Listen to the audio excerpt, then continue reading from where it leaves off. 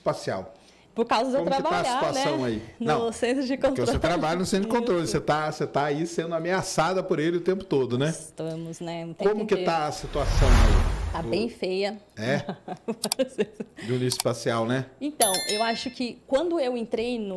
Mas primeiro vamos definir, aliás, vamos até explicar pro pessoal, né? Que é o seguinte, enquanto um satélite está funcionando, tá beleza, Tá beleza. né?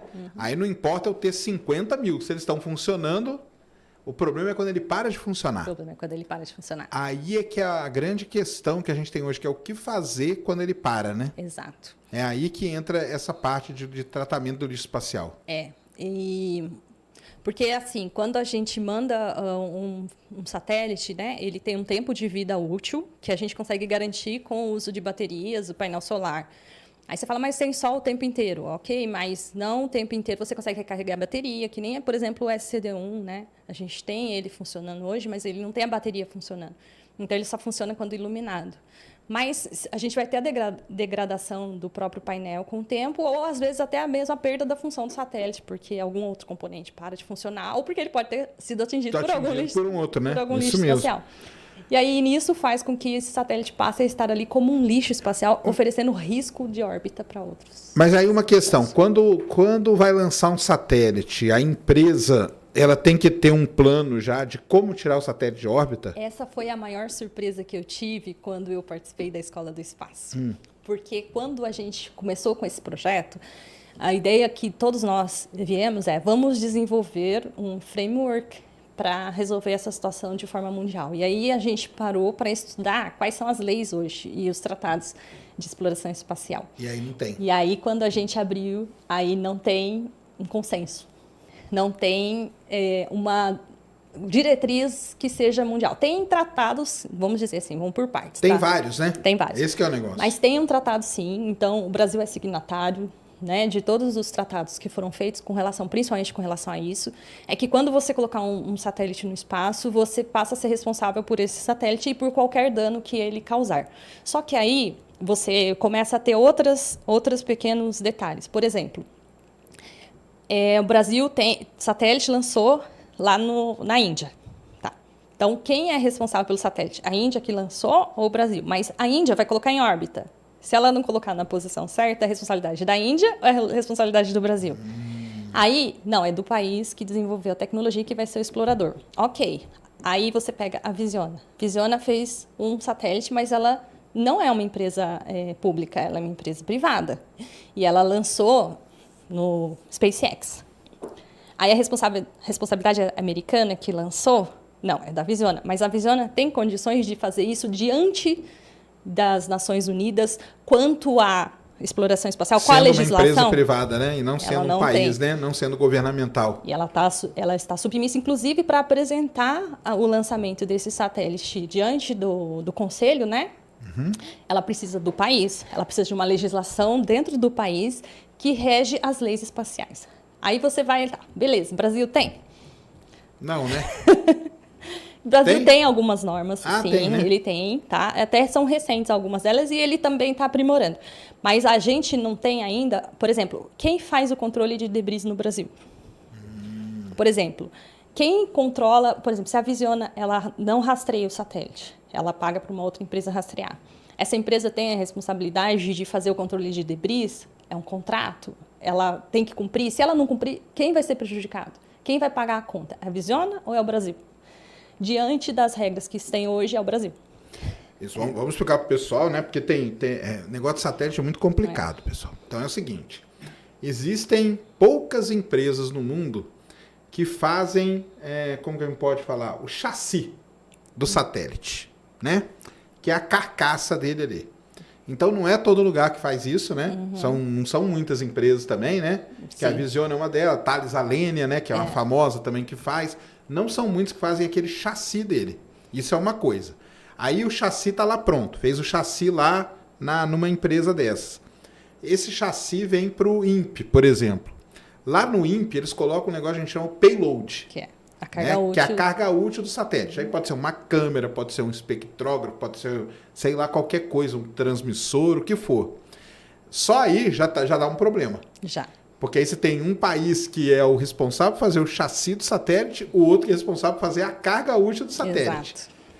E aí pode ter um terceiro país que é o que vai lançar o satélite. Exatamente.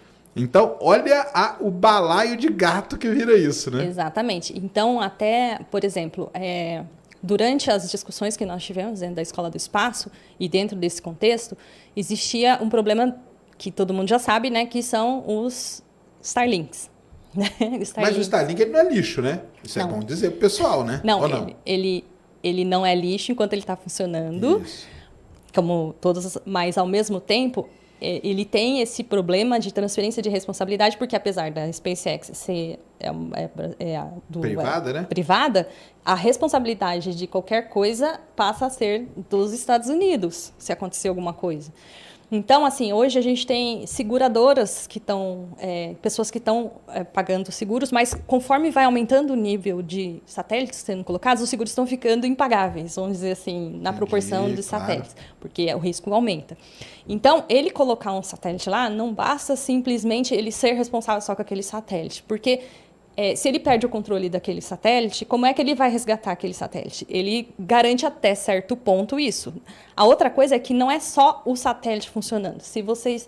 o satélite ele tem painel, ele tem um monte de coisas que podem se degradar e podem se desprender do satélite e se tornarem lixo espacial, debris, né? E com uma velocidade de órbita de um satélite, isso é prejudicial pra caramba. A outra coisa que a gente não sabe, por exemplo, dentro do centro de controle que você perguntou, né, minha função. Então, vamos supor que eu trabalho na OneWeb, que a gente tinha uma colega lá que trabalhava na OneWeb. Ela era controladora de satélite. E aí ela falou assim, você imagina uma constelação. Aí a gente, às vezes, tem problema com o Starlink. Aí o Starlink está lá.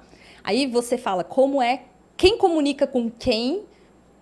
E aí essa regra não está muito bem organizada ainda mundialmente. Entendi. E aí ela pega e fala, não, normalmente a Starlink manobra, ele muda, ele vai lá e faz isso. Mas tem uma situação em que ele, não fez. E aí o que a gente faz? A gente não vai deixar o nosso ali. Só que uma manobra de um satélite em órbita, ela afeta pra caramba a quantidade de combustível disponível e então diminui o tempo de vida útil. Então, quem vai se responsabilizar é assim. Imagina que o Sacani tem um satélite e eu tenho outro. Aí chega lá, a gente vê que o nosso satélite está com risco de colisão. Aí eu viro e falo, quem Sacani, vai manobrar, né? manobra você. O Sacani fala assim, eu não, manobra você. você. Combustível, manobra você, isso aí mesmo. E aí, quando ele vai manobrar, ele tem que ter uma equipe, ele tem que ter uma infraestrutura. Então, aí você chega num ponto em que você começa a falar, em uma empresa pequena que quiser ter um satélite, ela consegue ter esse nível de domínio do espaço e de tudo isso, acesso a todas essas informações.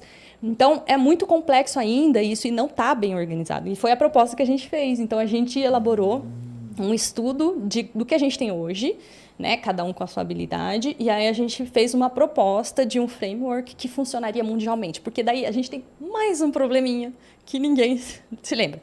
Hoje, só para vocês terem uma noção de como funciona isso no centro de controle, tá? Então, a gente recebe todo momento alertas de riscos de colisão com os nossos satélites. É direto? Direto. Vem a própria empresa que faz a Celestrak, né, a Space Track, que faz a americana, ela manda, e aí ela manda lá as linhas e tal, a gente pega os nossos dados, porque são dados mais aferidos e mais sensíveis, porque imagina que os sensores, né, os radares tal, que fazem essa localização de objetos no espaço, ele sabe que o satélite está ali, mas ele não sabe especificamente a posição, porque isso são dados, às vezes, de GPS que estão dentro do satélite. Eles não têm acesso a isso. A gente tem acesso a isso. Entendi. Então, a gente consegue ter um posicionamento mais acurado do que apenas o detector dele. Então, ele fala, tem um risco de colisão. Aí, ele manda para a gente processa o nosso dado com o nosso dado de GPS e tal, e aí a gente vê, não, o risco é mínimo, o risco está dentro de uma margem aceitável, ou não, o risco está... Se tiver ruim, então a gente planeja a manobra. Planeja a manobra e joga. Vamos planejar a manobra assim. Aí eles vão avaliar. Ok. Aí você vai esperando o tempo, porque também a gente tem a raça atmosférica, que depois a gente vai falar disso também. Sim. Olha quanto uma coisa está ligada com a outra.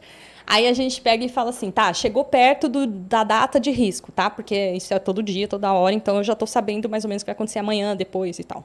Desde que não tenha nenhum outro problema. Tem que estar preparado, tem que estar preparado antes. Aí eu tenho que fazer essa manobra. Daí eu vou pegar e vou ir lá programar minha manobra, que eu vou ligar o thruster, eu vou mudar o satélite de posição, eu vou comprometer o rastreio, eu vou comprometer o sensoriamento remoto daquela área naqueles dias, e etc, etc. Eu vou colocar ele numa outra posição, coloca ele em risco com outro satélite. Então, tipo assim, é toda uma dinâmica.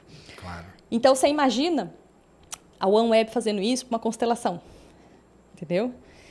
E aí, você começa a ter esses fatores que são fatores que começam a complicar. E a OneWeb ainda está pequena, né? Porque aí a Starlink está com mais de 4 mil. Então, eles têm um sistema automatizado, né? Eles têm. Funciona bem aquele sistema deles? Funciona bem, só que, por exemplo, foi uma questão que até eu perguntei para o responsável pela estação espacial. Ele falou assim, não confio em nada. Eu mudo a minha estação de lugar. Então, apareceu um alerta, eu mudo a minha estação de lugar. Para explicar para o pessoal, a Starlink, pelo menos é dito que eles têm um sistema que ele vem vindo, o satélite, que se ele vê que ele vai colidir, ele manobra para queimar na atmosfera, né? E ele é feito de peças que queimam totalmente, né? Não sobra nada, né? Isso. É o que falam, né? E ele também consegue fazer uma mudança de órbita e depois ele volta, ele consegue fazer isso. Aliás, inclusive, isso também é outra discussão que está tendo. Se a gente pode mandar satélite sem thruster. Então, a ideia é, será que não seria legal? Mas o dele tem thruster, né? No dele tem. Só que é elétrico, né? Mas é que tem, por exemplo, CubeSats, que não tem. Que não tem. Então, se a gente começar a trabalhar colocar objetos no espaço, será que não seria interessante que fosse meio que...